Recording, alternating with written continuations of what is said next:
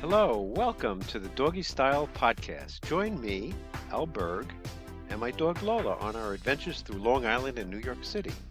I'll be discussing all sorts of topics that you won't hear anywhere else. Okay, maybe you will. I talk about key principles of success, happiness, and we know we want happiness, persuasion, dogs, my life, some secrets, and many other interesting topics. Come on in. Put your seat back, kick off them shoes. Well, not if you're driving, of course.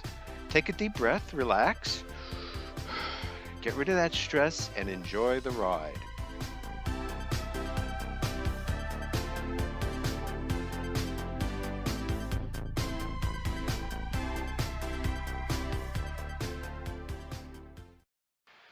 Hello, everybody. This is Albert with the Doggy Style Podcast. If you thought I said Albert, I said Al Berg. And I'm leaving Penn Station right now.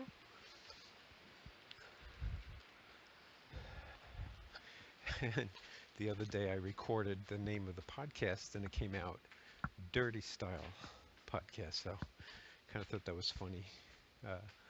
Doggy Style seems to be used a lot. So who knows, maybe I'll change the name. As I ascend the stairs.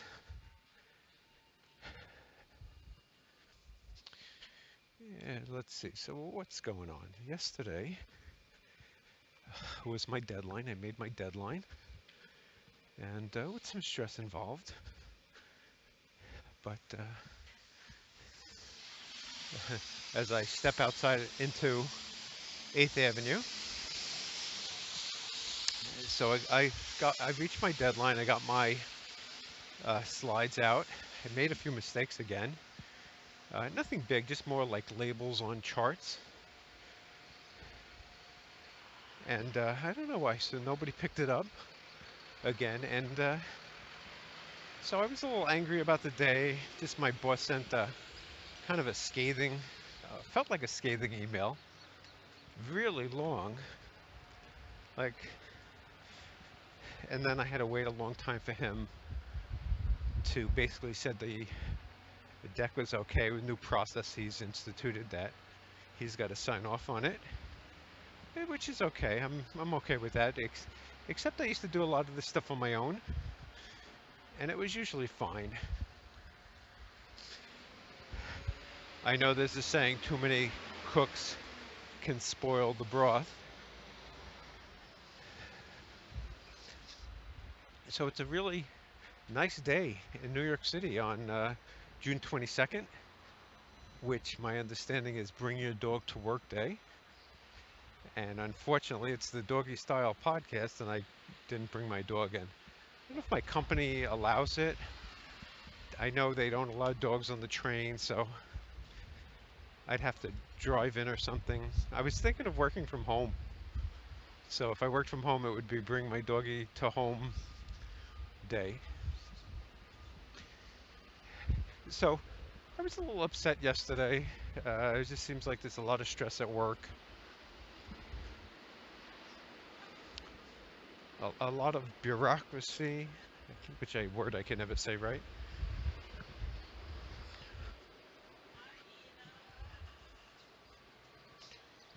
And so I got on the train feeling upset.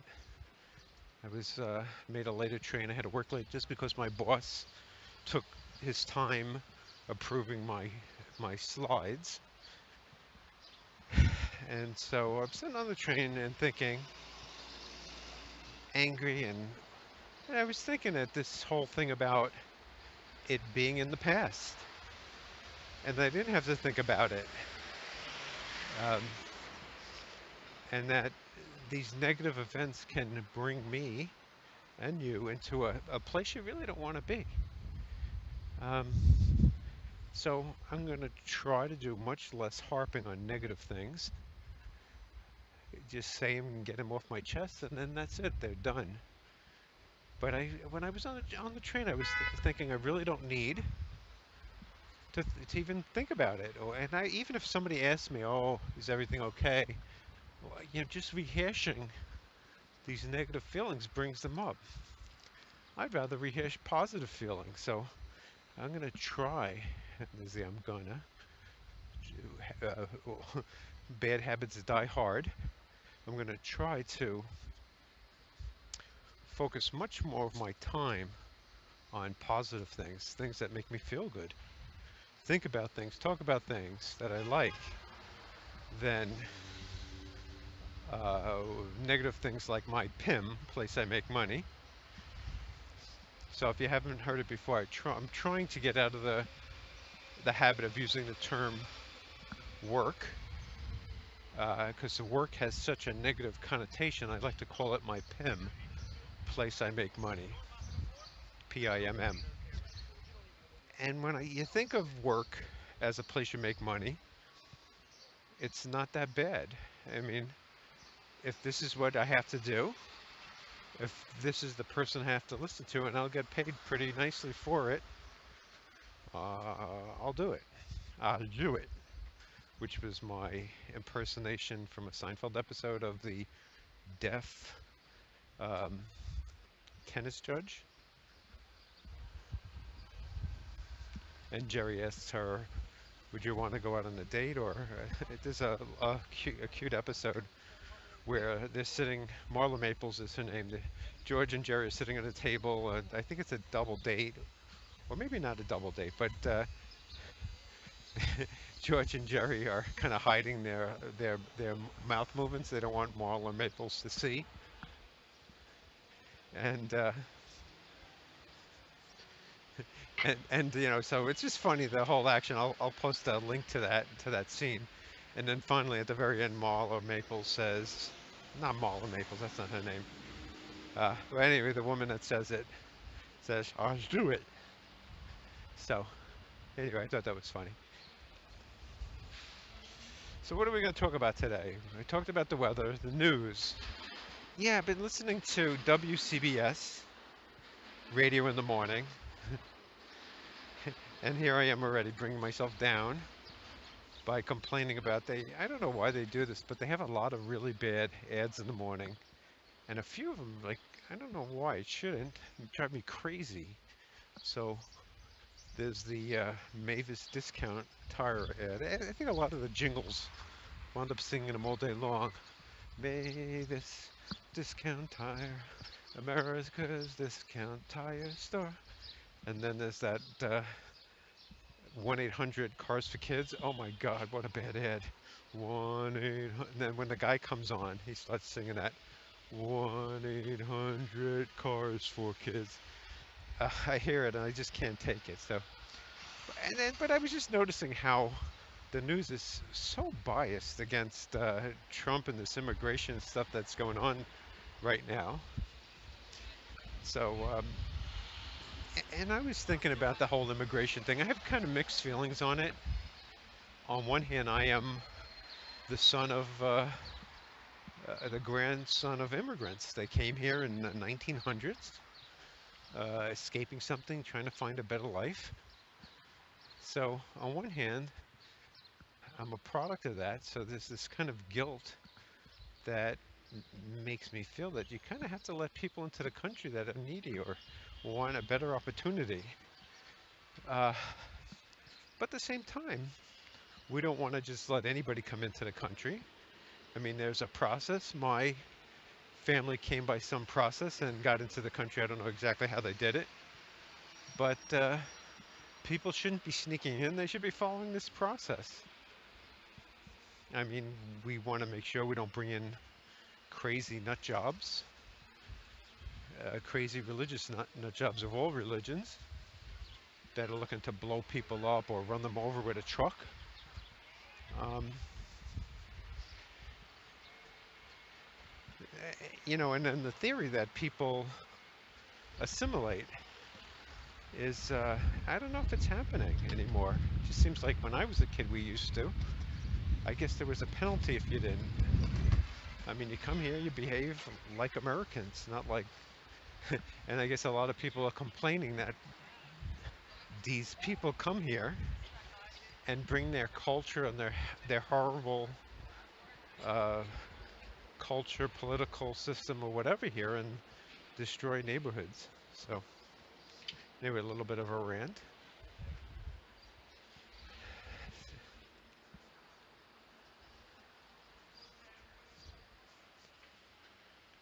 Yeah, so let me go through my yellow list, which is part of my podcast. I keep notes on a yellow list. I used to write them on a yellow piece of paper, but I'm trying to move it to my phone because I always have my phone with me and it's much easier to read from it and talk about things. This is going to be backwards. So, getting on the train today, I was waiting for the train to pull in, and some relatively ugly woman. I mean, she's like kind of losing her hair. She looks like a man. I guess I'm not attracted to ugly men. Anyway, so she's this ugly woman, and she's talking way too loud on the phone. And then the train pulls in, and she's kind of taking her time. She's a little distracted. And while she's doing this, some people jump in front of her.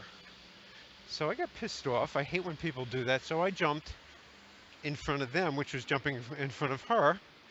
And she said, "Excuse me," to me. And the comeback should have been, "Oh, it's okay. You're forgiven," or something like that. I mean, you say that at the wrong time, it could trigger somebody. Um, on some other notes, you have to be careful of what you report to big companies. I just found out somebody I work with, his wife got fired for not reporting a stock holding that her husband had. So I thought that was pretty ridiculous. So it could happen to anybody.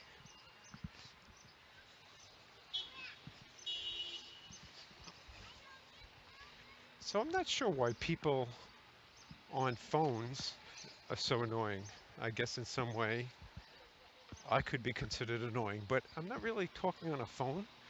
I'm just talking to a microphone, and so you hear my whole conversation. Don't really get cut off. I guess people usually talk too loud. I'm not sure what it is, but I find that annoying. And I was watching. I want to watch this again. I will link to this. I was watching part of a Joe Rogan um, interview with somebody named Dr. Area, I'm gonna guess. And the guy was really talking a lot about swimming, which wasn't that exciting. But he seemed to know a lot about weight loss. So it would be, and I think I've run into his stuff also in other places. So it might be interesting to uh, to see what he says.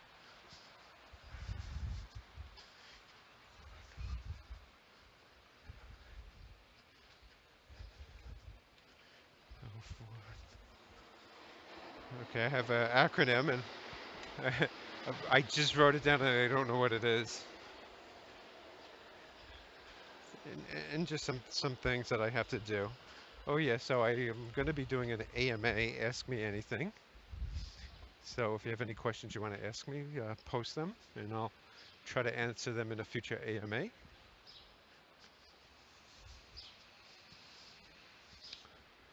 And another thing I probably should do is search internally.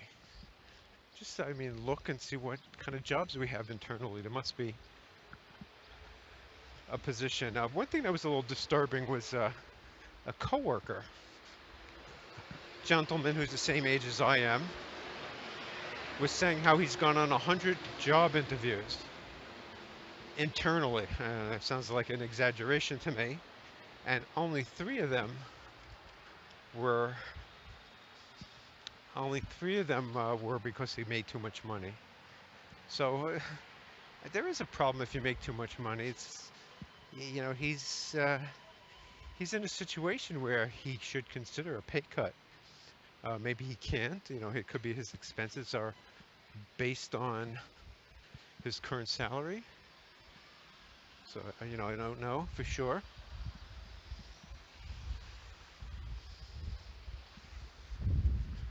And I'm now passing by Google, the Google building. I used to like Google, but after what happened to James Damore, and this is happening in a lot of companies, this whole diversity and inclusion. And again, I see both sides of the issue. I know that some of these people have been having trouble getting jobs, but just seems something very wrong about it. It's like institutionalizing sexism, where you hire or promote a woman above a man just because of this sex, where you hire a African American over a Caucasian or a white person just because of their race. Something about it just seems very wrong. Or you don't let an Asian into your school because of you have too many Asians. And now, and people say it should be diversity, but the diversity isn't diversity of thought. It's only diversity of people. And I think this was tried years ago, where you try to make everybody equal. This whole equality, which uh, would be equality of outcome, that you have the right percentage of every race. And again, Jordan Peterson argues, where does this stop? And I'll always say, there are not enough short people, there are not enough ugly people. We need some more white basketball players in the NBA. I mean, it's just ridiculous if you think about it. And I do feel it has affected me. I do feel like it's possible that my promotions, and I could be wrong, but it feels that way. And I'm hearing from people I work with that they're actually saying that, you know, managers' bonuses could be based on how diverse their workforce is. So if you're a manager, I mean, and this is the unintended consequences of something, is that if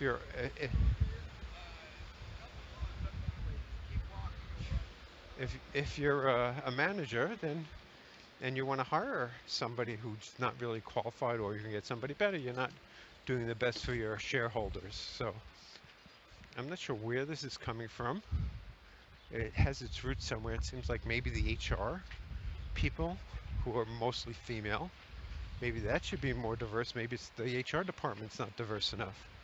So it's interesting, and this whole women don't make as much as men argument, which seems false to me. I mean, in terms of dollars, it's probably true, but it's not just a simple mathematical formula. I mean, you could say that tall people make more than short people. That's discrimination. Or uh, people who are good looking make more than ugly people. Or you can say smart people make more than stupid people. How is that fair? So, so, so these are all the similar arguments. Yes, so far it's been pretty quiet on the mistake I made, and you have to go back to listen to a few podcasts to find out more about the mistake. But it seems like it's kind of under the radar, and I was thinking that time heals all wounds. So, if my boss got pissed off about this, I don't know if he trusts me or anything I do. He's gonna double and triple check my work. I mean, I can't blame him. It's I could say that he found the one thing, but probably was more than one thing um, that was wrong. So, what are you gonna do? Anyway, so let's head for the book. We'll do some key principles for success for the rest of the podcast, which 10 after the hour, I probably have another 50 minutes. And I'm going to run and make a light right now, so I apologize for the heavy breathing. Hey, you're going through a light, asshole. As you heard, I just yelled at a bike rider who almost hit me. It's kind of funny, these emotional outbursts. Yeah, so let's go through the book. I have a few books I could talk about. And again, this podcast is truly, truly for myself. Hopefully, you can get something out of it. If you're listening, if you can't, then there are many other things you can do with your time. Um, yeah, I was going to talk about this. Okay, so I'm going to go, let me just bring up a random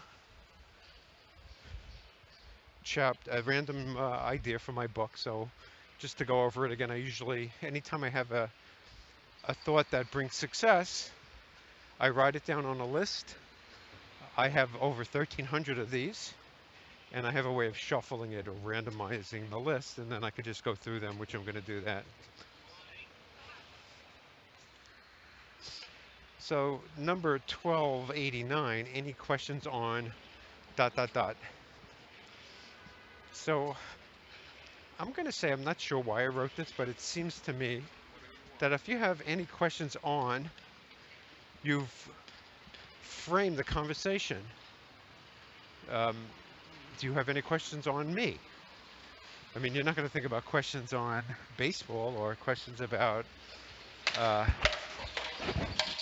about the World Cup, by the way, which I haven't been following. But it's my understanding that the World Cup is is going on right now. It's in Russia, and there's been a lot of upsets. And these guys watch it at work. I don't know how they get their work done.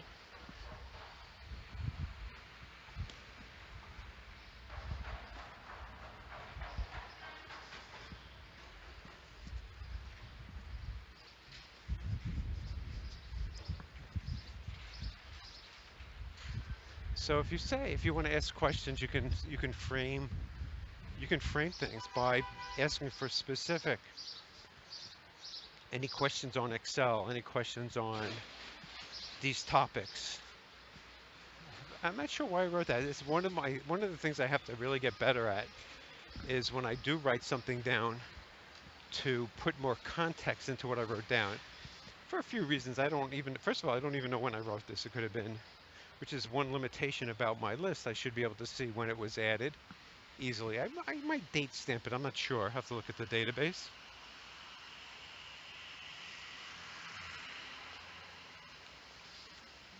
Next one, 435 is on, as I'm now climbing stairs to the High Line. So you'll probably hear the difference in my breath while I talk. And I didn't bring water today, so I'm going to be a little dry mouth. But this should be water fountains here. So 435 small tasks. Oh, it's not a bad. I thought this is included in the book. A limitation, it's not, or if it is, you can't see it. So it's a hidden chapter, but I'll talk about it. But for a second, I'll just admire the beauty on the High Line. Very nice. There's a section that I'm passing now with benches that you can sit on. I'll take a picture. And unfortunately, it's really hard. I haven't figured out how to do this yet, to include pictures.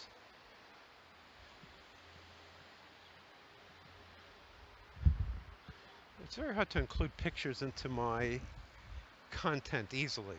It just means that I have to listen to the whole video, the whole podcast insert. It's just a lot of editing.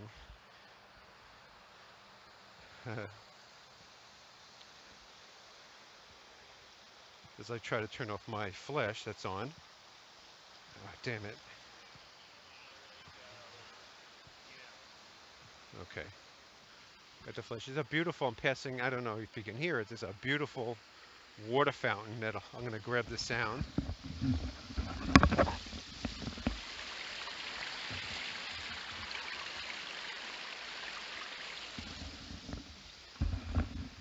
So they have some benches. I don't know if that came out.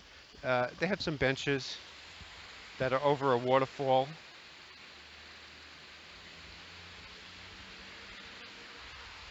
It's very nice. And I also like the view when you look down a street. Got great views.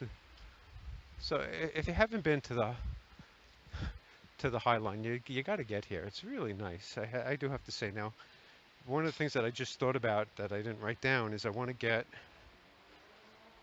a better. Right now I have a knapsack on my back, and the weight of it is fine. I can carry it, but in the summer it gets a little too. I get a little too sweaty. So I'm thinking if I had a nice knapsack. If I had a nice wheelie knapsack, I used to have one, but I'm going to look for one with really good wheels. um, that can go well on on rough terrain. Um, so one annoyance that I cleared up was that I've been posting these videos and either liking them or posting them, and they were going onto Twitter without my knowledge. I mean, it's like Google was automatically doing it. I guess I must have at some point said they could do that, but it was pretty annoying. Um, as I pass a water fountain, let's see if I grab a drink.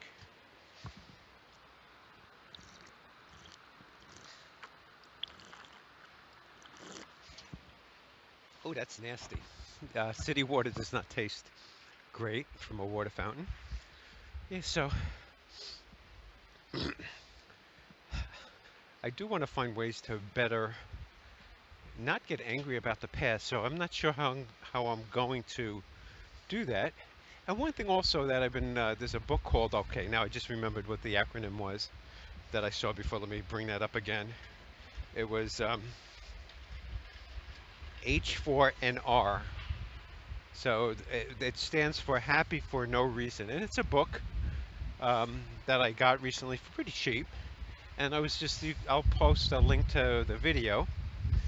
But the thing that I got out of just watching a small snippet of the video, that this woman who was a public speaker wrote bestsellers and gave a speech, she said, to 8,000 people, and she was crying because she still didn't feel happy. She was looking to be happy from doing something. Like, if I do this, I'll finally be happy.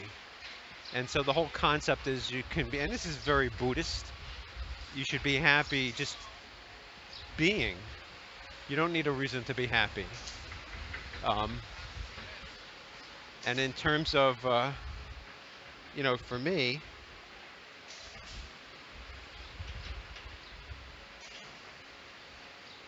I need some help with that too. Because I kind of feel like I'm always trying to build a business, make a lot of money. I make enough money. I mean, I don't want to lose my job. I want to make sure. So, as opposed to being a millionaire or a billionaire, which doesn't seem to work well, um, I'd be happy to just be more guaranteed my income will stay stable or go up a little bit. I mean, and it would be good if I could figure out if I can figure out if I have enough money to retire. So it is possible that I could, in theory, um, retire with a low income, live in subsidized housing in a way.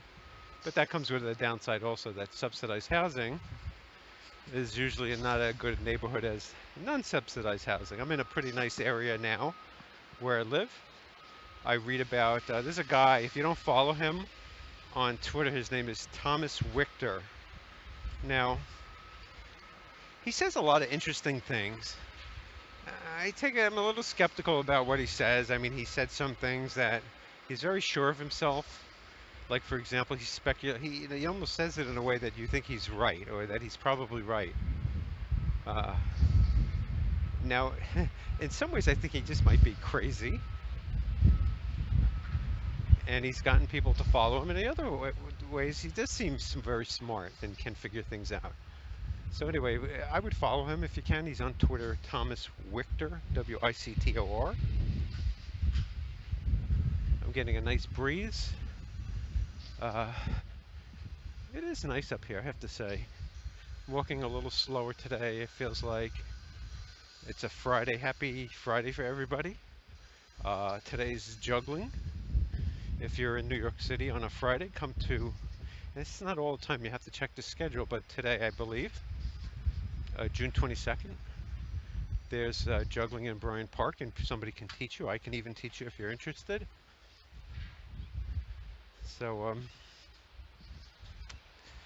that's that. Okay, so let's continue with the book.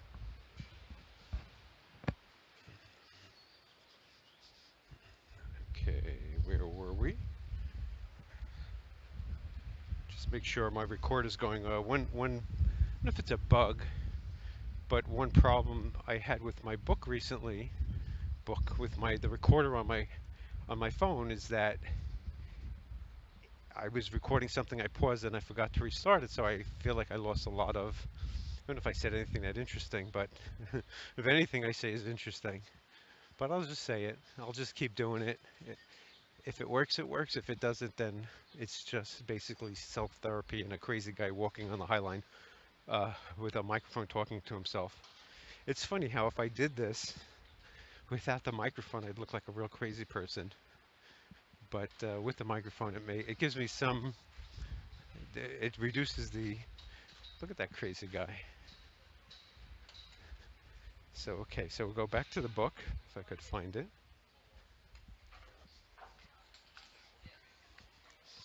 Okay, so I was talking about small tasks, and I'll say what I can about them. And I'm kind of bored with the story. I'll tell you the story on where this came from. A long time ago, I took some sort of computer class, and in the computer class, they taught us how the operating system decided which job to print first. So you have two jobs to print. One has 1,000 pages, and the other has 1 page. So if you print the 1,000 page job first, person has to wait for the 1,000 pages to print, and the second person has to wait for 1,001 pages to print. So it's a very high wait time. Now, if you flip it around and you print the small thing first, the 1 page, the person gets it right away, and the other person waits 1,000. So it kind of makes sense that to this print out small things. And then I thought, if you're printing out small things, why aren't you doing small things? Now, there are people who will say that you may be doing a small thing, but you're not doing the important thing. And I say, you really need to set aside time, and I'm talking to myself, to do small things. Matter of fact, it's probably a very good idea to set an hour a day at work. Could be lunchtime, or I think lunchtime is probably a good time if you're sitting at your desk, and try to find the smallest things you can get out of your way. Another thing is to have a day of the week where you just do only small tasks. And then you could even have a week if you're really. And what that can do is that if you have thousands and thousands of things to do, if you do the small things, it's very easy to scratch them off. So now if you have a to-do list, you need some way to say that these are small and not big things or medium things or unsized. So I'm going to drink again. I really do feel thirsty today. This water is terrible.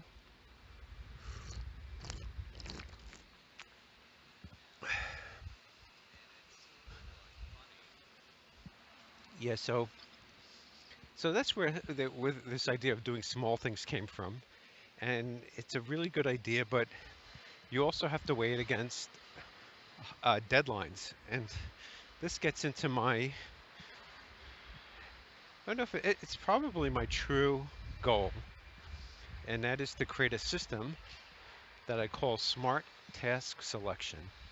And what that would be is that it would tell me what to do, basically, based on a lot of things, a lot of decisions, a lot of logic.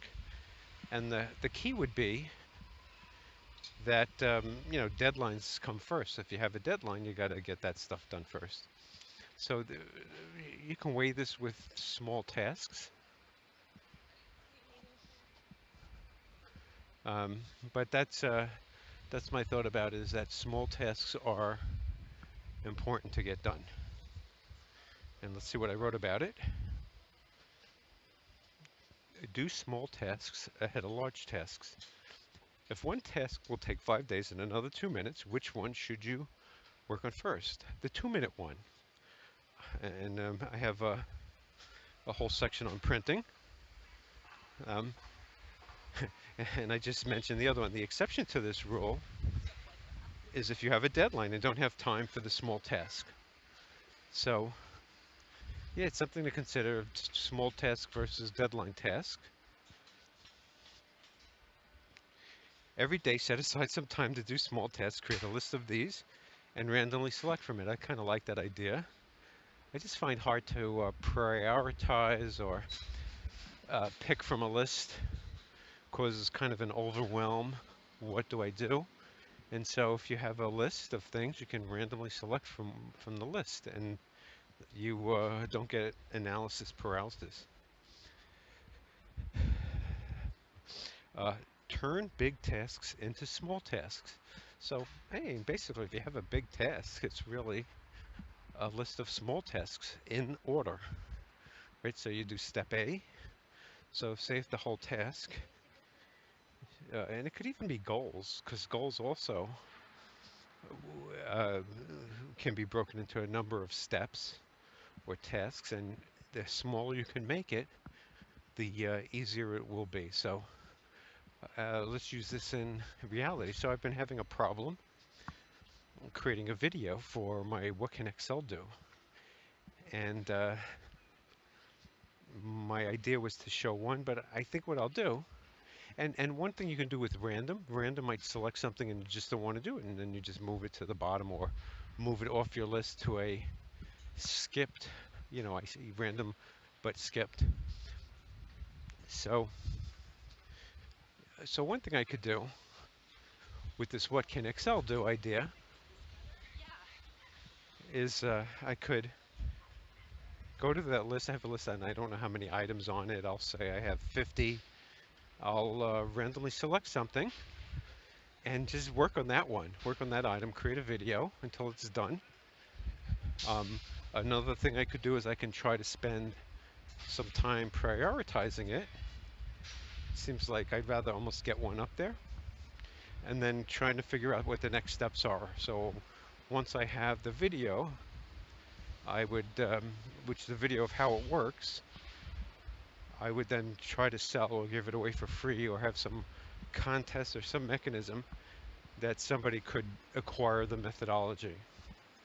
Unfortunately, there's a lot of background. Um, there's a lot of background that has to go into learning this stuff.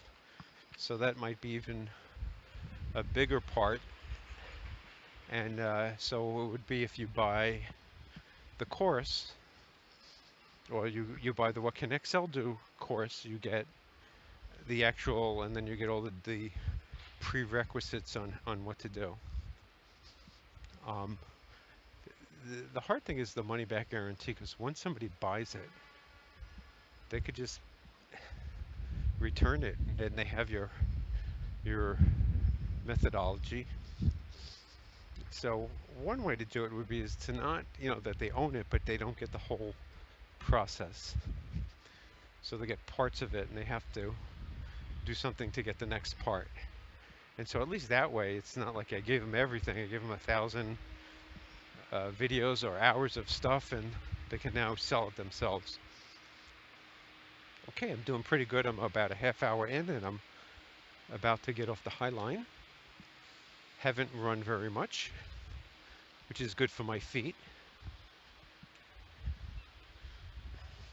And I'll read what it says. Big tasks are hard to do because they can overwhelm you. The trick is to break big tasks into smaller tasks. There's a famous saying, how do you eat an elephant? One bite at a time. So with writing my books, I focus on the small, writing of an article or chapter, and then build from that, which is true. And even now, I'm showing you that I'm just doing, instead of focusing on the whole book, I'm focusing on a chapter called, what was the name of it? It was called Small Tasks.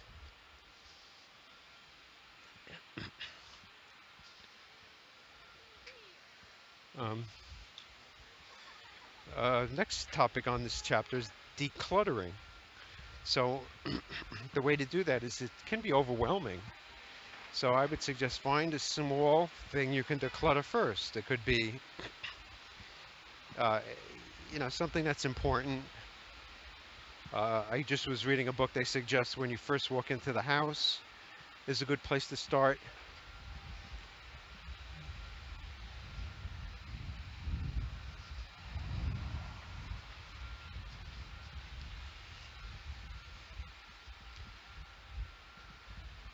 And my suggestion would be declutter a top of a dresser, a desk, your kitchen, just anything,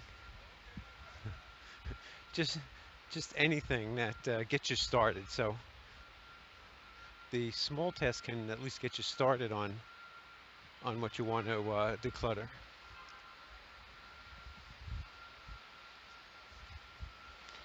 Okay, so I'll read what it says.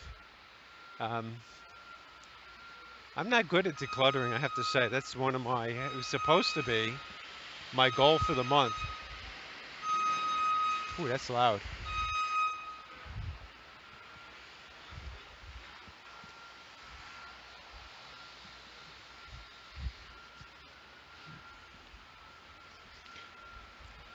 Okay. Say you're overwhelmed on decluttering, on decluttering your house. You can start with a drawer, then your desk, then a room, then one room at a time until the house is decluttered. Before you know it, the overwhelming task of decluttering your house is done.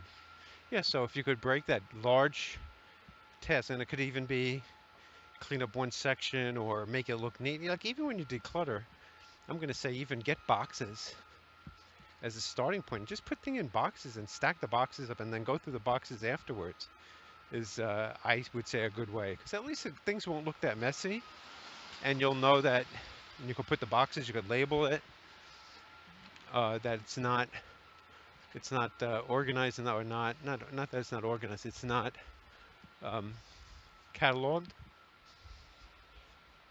Programming.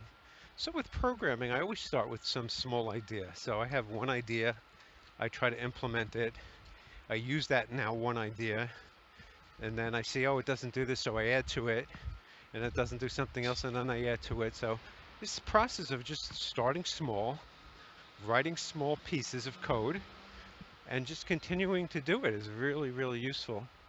It's a really good way to get software done, and a lot of what I do is just that, basically focusing on one small thing. So a lot of times, and if you're even teaching um, programming, it would even help. So you want to show the end result in some way, and then from that, it might look too complicated, but see, this is the thing is that you can show the whole build-up might be a better way. So I'm going to try both ways of training. One is to show a small one step and then what's added to it and then what's added to it. And I'll take real time through something I'm going to build.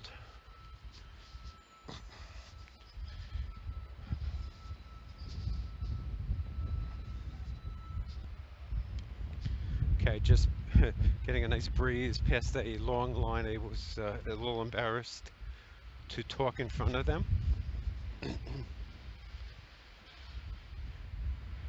The same concept can apply to writing programs.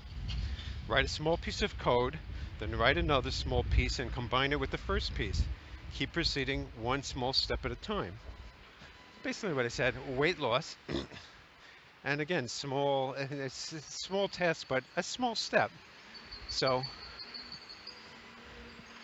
your goal is in weight loss is trying to find the right balance that gets you to lose weight, not hundreds of pounds in one day, but a little each day. And if you could find this method of balance between exercise and eating, or burning up calories, um, you will eventually lose weight, but in small dosages. So the idea of losing, say, 100 pounds could be overwhelming, but what if you lost 1 pound a week for 2 years? You've lost 100 pounds. And not as overwhelming. So breaking things into smaller tasks, lose 1 pound, don't lose 100. And even the task could be try not to gain weight. So instead of trying to lose weight, see if you could hold that upward momentum. And I'll read from it. I use this concept to lose weight with my exceldiet.com idea. The main idea is to lose weight by focusing on a day at a time, which is losing 1/7 of a pound a week, a pound per day, or 1 pound per week, versus the much harder goal of losing 30 pounds. And that's pretty much it for that chapter. Again, I'm by a construction site. I don't know if you can hear that. But there is a lot of noise pollution in New York City. They are building so much here. It's amazing.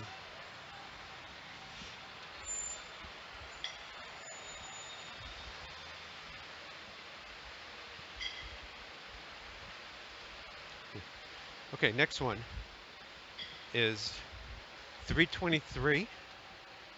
Use your gut. And I marked it as started, so it could use some more work. Let's let me talk about that a little bit. I mean, right away, it just seems like your gut is telling you something. So, and one thing that I like to use it for is just in terms of persuasion. That if somebody does something and it makes you feel bad, it's like I say gut, but it's really feelings. How does something make you feel? And if it makes you feel happy, do more of it. Like if somebody does something and you feel good about it, consider doing that to somebody else. If somebody does something that makes you feel terrible, make sure you don't do that to someone else. So if you do have a bad manager, the one thing you could look at it is as an opportunity to collect series of methods that you should never manage, how you shouldn't manage somebody. So now you may manage people and you may want to get rid of somebody. So these could be good techniques for that too. So,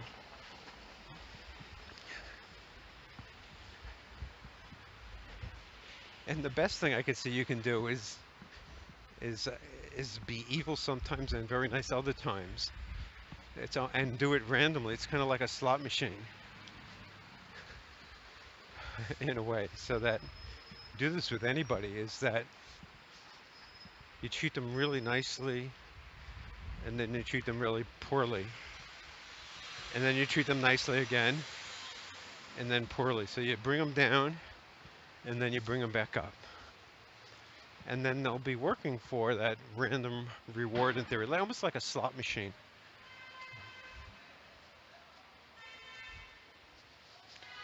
Yeah, so I think if you're getting, I say gut, but if you're getting back pains or something doesn't seem right or you're angry about something, it's sending you a message and you want to try and figure out what it is. Sometimes also and I've said this a number of times, what I call misplaced anger. You may be angry at somebody and you really shouldn't be as angry as you are at them. So you want to see if you could find reasons for that, why you have misplaced anger. Where's the real anger at?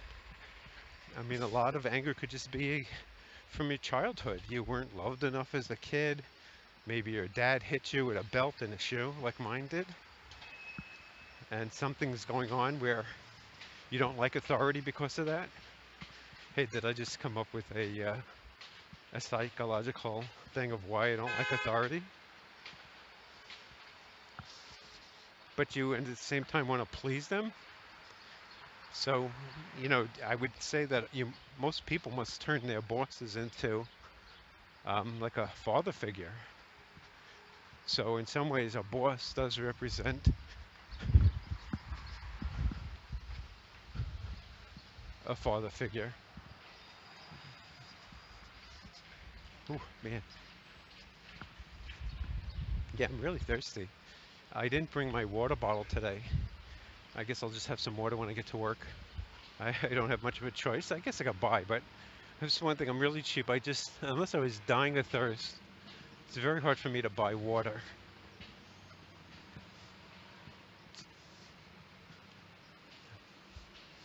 Okay, I'll read from the chapter, and I think I'm ready. I think this will be the last thing for today, unless we're getting close to 60 minutes. No, not that close. The other day, I ended the podcast exactly on 1 hour, and I thought that was kind of cool. So, okay, here goes. It says it's 68 degrees. It's feeling warmer now. The sun is out. Okay, your gut is pretty smart. Before you know why, consciously, your subconscious has already figured it out. And again, I don't know the truth behind this. It seems that I've read that this is true, that and I'm not reading now, that your subconscious is able to determine things, and then your conscious basically makes something up to agree with the subconscious.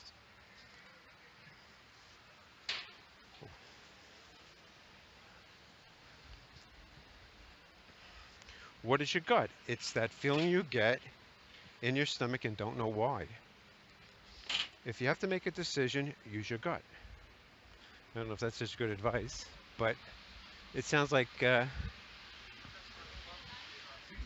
going to use it anyway, and you'll just kind of qualify it with some fake reason. Ask, what is your gut saying about this situation?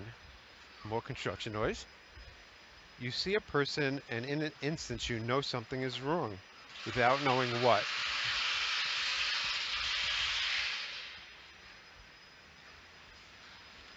Your body has evolved with this as a safety mechanism so that you don't get eaten by a tiger. Your life or death can depend on this. So, yeah, so our instincts have been attuned through evolution to see danger. Any sign of danger, then we get a big warning because you don't want to be eaten by a tiger. Now, I would imagine, maybe we don't know how lucky I am that I'm walking in New York City and there's no tigers going to jump on me. I mean, can you imagine? And because of that tiger jumping on me, it would mean that I needed a bunch of people with me, and I needed a brain to know how to make a sharp knife to protect myself. I mean, my hands can't do it. So more important than weapons on my body was the ability to create the weapons, to create fire, um, and just to be smarter. So it seems like brains did win something. Now, how this works out with human evolution, I'm not sure, which seems to be that computers, or maybe people combined with computers, will take over the world.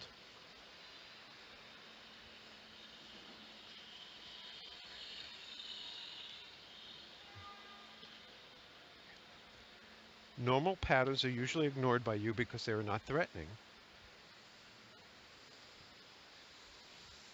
It would take too many resources and energy to detect every situation, but the ones you need to know about will be detected by your subconscious and communicated to you through your gut. Now, I'm just making shit up right now, but basically you become aware of something, a loud noise, you look. I think that was, so that horn I just heard made me look. Smells. And you can almost fear the way somebody's positioning. Um, can give you an up to your survival mechanism.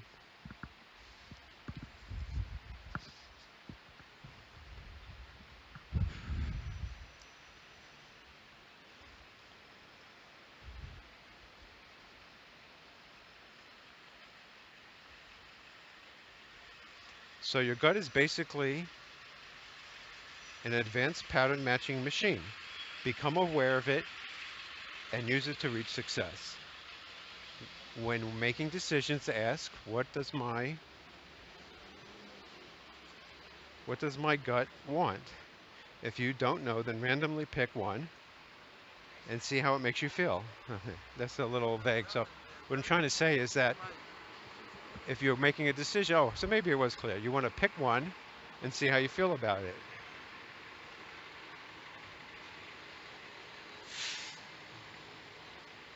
Also note that if the decision is very hard to make, it could be that you're choosing from two similar choices. In this case, random will also work. So that's all I have anyway. I hope you like this podcast. If you didn't, tell me why.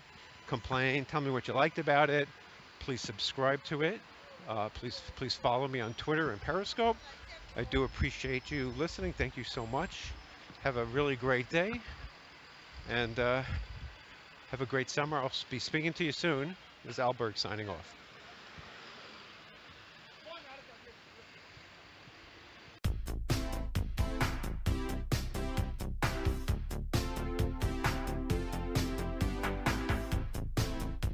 Thank you so much for listening. I really appreciate it.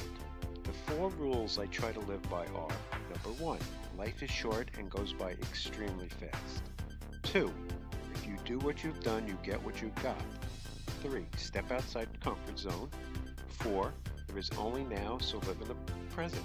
Please subscribe and like this video because it helps me and hopefully helps you. Please leave a comment, as I'd love to hear from you. You can follow me on Twitter and Periscope at Alec Berg. To get more information, check out t2do.com. That's 4 characters.